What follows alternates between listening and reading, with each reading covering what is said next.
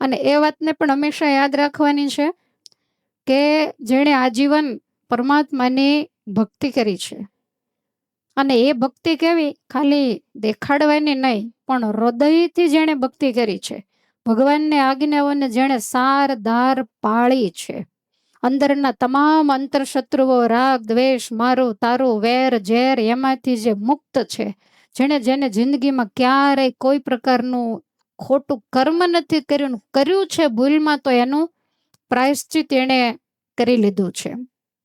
અને ભગવાનના વિશે ગોપીઓના જેવી જેને પ્રેમ લક્ષણા ભક્તિ છે, પરમેશ્વર તત્વ સિવાય જેનું ચિત્ત ક્યાંય પણ ચોટેલું નથી, તો એના માટે આ પ્રેતનો દેહ ક્યારેય પણ આવતો નથી. કારણ કે એનું શરીર છૂટે એટલે એ સીધો મહારાજના ધામમાં. પછી પાછળ તમે શું કરો છો શું નહીં એની ચિંતા એને કાંઈ જ હોતી નથી. તમે કરો તો તમને એક પ્રકારનું પુણ્ય મળે, તમારા ઉપર મહારાજનો રાજીપો થાય કે એણે માતૃપિતૃ ઋણમાંથી મુક્ત થવા માટે આવા દાન પુણ્ય કર્યા, હિન્દુ સંસ્કૃતિ જે આપણી પરંપરા એને જાળવી રાખી, બસ આટલું એનું ફળ છે.